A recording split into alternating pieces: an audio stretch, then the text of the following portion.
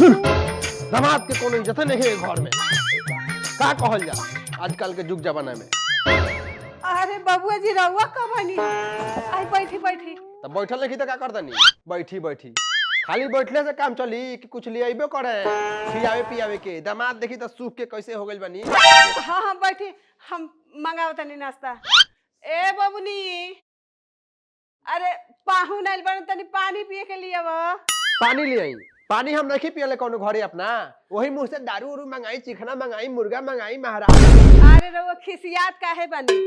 बबुनी अभी पानी लेके आवती है। आउ बताई घरे के हाल चाल कैसन बढ़िए? सब ठीक बा, जैसन बेटी देले बनी वैसन अपन माहौल बनैले बिया घर के। काहे बबुनी ठीक बिया नु? बबुनी तो ठीक है बिया, हम न ठीक नहीं खी। का हो गइल पाहुन? ए बबुनी, अरे जल्दी ले आवा हो। पाहुन को सियात अरे भूखा गेल बने लगता। भूख ना लगी? उतना दूर से आवत तनी, 3.5 किलोमीटर दूर नु बा। एहंग बात बा। 3 किलोमीटर से गाड़ी ठेल के लिए आवत तनी महाराज। कैसन पानी पीही, हाय ली बिस्कुट, नाश्ता करी। हई हई बिस्कुट खाइम हम। हई पार्ले जी, हई देखी हई पार्ले जी। हई पार्ले जी खाए वाला आदमी बुझतनी हम। हई दामाद के घर में कौन इज्जत रह गइल, बाप रे बाप। पहले हम आवत रही त कितना सुंदर स्पंज मिलत रहे, दाल भात पापड़ तिलौड़ी एकदम पकौड़ी उकौड़ी छनात रहे। त आय हाय हाय, मुर्गा आवे, मछली आवे, मीट आवे, खसी आवे, खा के एकदम हम तंदुरुस्त होकर रही पिछला 6 महीना। जीजा जी, तोरवा रोज रोज दौड़ के आएम त केहू का करी? जौने रही तौने नु दी। इज्जत रह गल हमार, ये इज्जत रह गल अम्मा जी। बोली रहुगा अब हम ई घर में ना आएम। हई बिस्कुट खानी हम, बिस्कुट खाएम। अब हमारी बेइज्जती बहुत ज्यादा हो गई। अब पानी सर से ऊपर चल गई बा। अब हमें घर में दोबारा कदम ना रखें।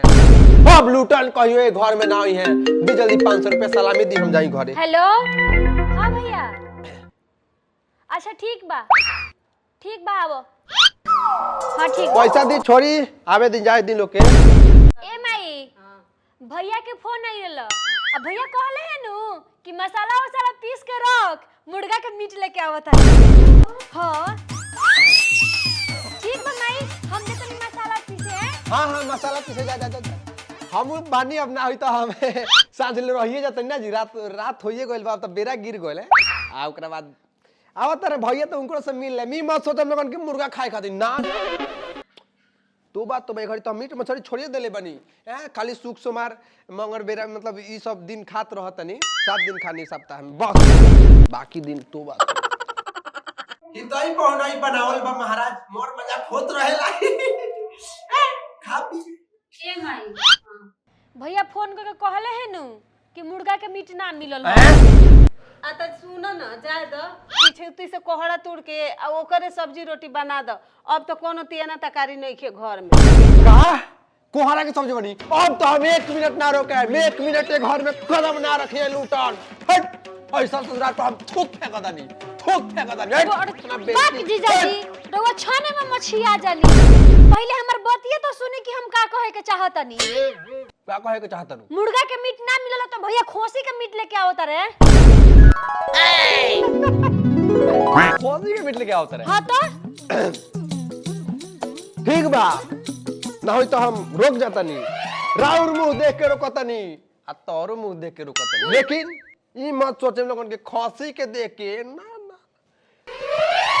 तारा के बहुत माने नी ना। तो अभी हम लूटन अबले उठ कर रहे हैं। आ लूटन जब उठ जाला नु तो बैठावे वाला कोई धरती पर पैदा नहीं होता। बुझाता? लूटन के आज तक कोई गुस्सा के आगे कोई टिकेला ना। जा मसाला पीसो। ठीक बा माई, हम जातनी इनकरा के तेही झेल। हाँ लहसुन तो नहीं ज्यादा मिलई है। लहसुन हाँ आदि जा ना, जा जल्दी। लूटन ना तो खिसिया जी है, लूटन फिर खिसिया जी है। लूटन और तो जा लोगन जल्दी। मजाक करते ना जी, बड़ी मजाक करी। बनाओ चले बिस्कुट खा